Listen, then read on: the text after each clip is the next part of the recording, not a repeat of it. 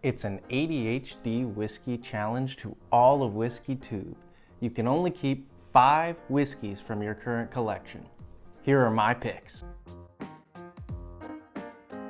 Hey everybody, welcome back to another episode of the Bourbon Hutch, and thanks so much for joining me on this journey through the world of whiskey. So today we are doing a very fun challenge from Matt over at ADHD Whiskey. He basically recently made a video saying that he's going to be moving soon, hopefully moving to Kentucky, he said, and he was thinking about what if he only could take 5 whiskeys from his collection with him? Which 5 would they be? You know, basically currently as they stand. So it's how full the bottle is comes into effect, whether or not it has sentimental value comes into effect, and how rare it is, if you'll ever be able to find it again, if it was released a couple of years ago and you still have some left. So it's basically where your current collection is right now.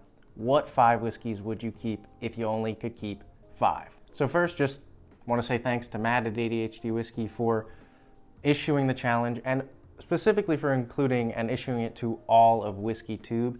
I'm sure he doesn't know that my channel exists. We're still small and growing. Would love your help with that. If you would hit the subscribe button and like this video, we can grow the channel. Maybe one day you'll see a collab between me and ADHD Whiskey. Who knows? But in any case, thanks to Matt.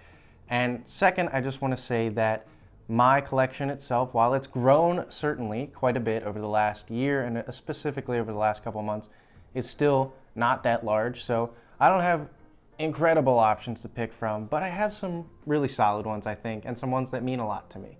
So with that being said, let us get into my 5 picks. So first, I'm just gonna go with the bottle that I think is probably my favorite bottle on my shelves, and that is Larceny Barrel Proof Batch C921. So I recently just did a review on this. I'll link to that up here so that you can see my full thoughts on the matter. But this is my first Larceny Barrel Proof. I love the just regular Larceny small batch, but this is just really, really good. Such good fruit notes in there, caramel, vanilla, so much good barrel char and like a pecan pie kind of note to it with good breadiness. I mean, I adore this whiskey, and it's pretty much all the way full. I've only had 1 or 2 pours from it, so very, very happy to take this with me as one of my 5. Okay, so bottle number 2 is sort of a brother to this one here already on the table, and that is Elijah Craig Barrel Proof Batch B521. So obviously this is a limited release from Elijah Craig, so you're probably not gonna be able to see it ever again unless you get it on secondary and things like that. This was my first Elijah Craig Barrel Proof ever. I do have the C921 that I haven't opened yet, and I'm looking forward to reviewing with you guys. But there's another reason that this is valuable to me, not just because I think it tastes really good, and not just because it was sort of the most controversial batch of Elijah Craig, and cool to see what side I fell down on it, which I think it's really good, by the way. I actually was able to get this as a part of a charity relief effort for the tornadoes that ripped through Kentucky a couple of months back, devastated a couple of towns.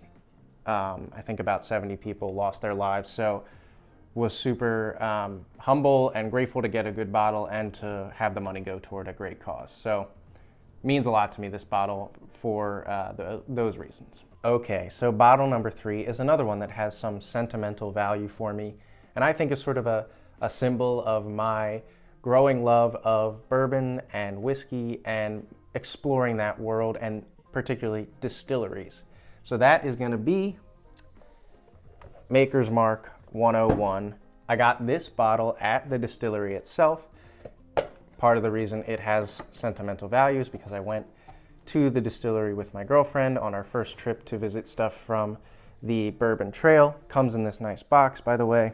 It's still unopened, and that's because I got to hand dip this in the wax. And so this has some sentimental value. I think the 101 is pretty dang good whiskey as well, but more it's about, I visited a distillery, I hand dipped this myself. It just feels like a bottle that has a lot of significance to me. And I wouldn't want to leave it behind for anything because it's one of the more special bottles and experiential bottles in my collection right now. All right, Bottle number 4 is a little bit more similar to bottle number 1. It's just really dang good whiskey, and it's sort of the most high octane thing that I have that I wouldn't want to leave behind, and that is Jack Daniel's Single Barrel Proof. I've talked about this one a lot on the channel. It's one of my favorites. This is 130.4 proof Tennessee whiskey, though it fits all the requirements for bourbon, so I often call it a bourbon because it basically is. But this is just brown sugar bomb, good banana, good creme brulee kind of sweetness with darker caramels. And a little touch of sentimentality is that my dad got me this for Christmas. It's sort of one of those first big whiskey gifts. Somebody spent good money on whiskey for me, and that means a lot. All right, last but not least, 5th bottle. We've got 4. We've only got 1 left to decide among. What in the world are we gonna pick? 1 spot left. It all comes down to this. And for me, it just has to be Maker's Mark FAE02. So FAE02 is the second release from 2021 for Maker's Mark Wood Finishing Series. By far and away, one of the best bourbons I have, one of the best wheated bourbons maybe that you can get your hands on, that was sort of readily available. Maker's Mark Wood Finishing, it is limited stuff, but for the most part, if you do a little bit of looking, you can find it in most markets. So love that accessibility from Maker's Mark.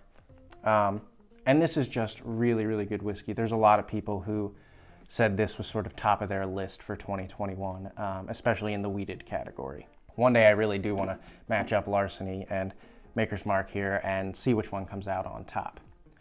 But more than anything, there's another reason why Maker's Mark FAE02 has to be on this list of 5 whiskeys I'm keeping, and that is because it's the very first bottle I reviewed on the channel.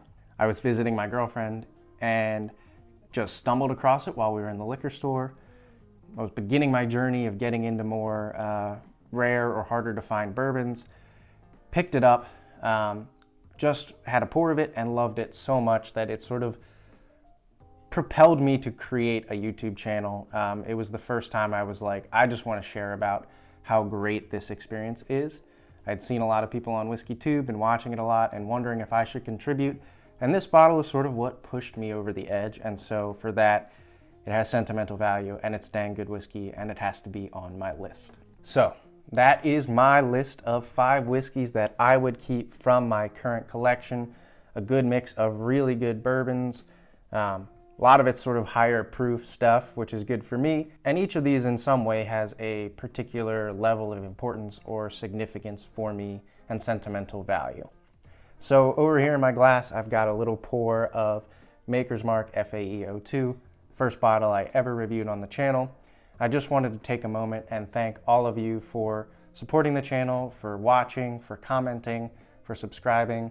We're still small, but last I checked, it had 211 subscribers, and when I started, I didn't know what it was going to become, and for that many of you to consistently look to me and want to share in this experience of, growing and learning about whiskey with me, just want to say thank you to all of you guys, and cheers.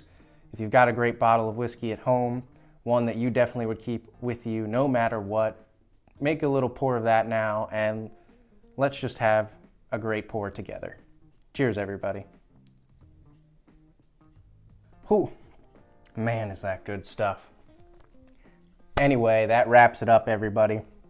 So glad that you joined me today for this list of 5 whiskeys. Thanks again to Matt over at ADHD Whiskey for the challenge.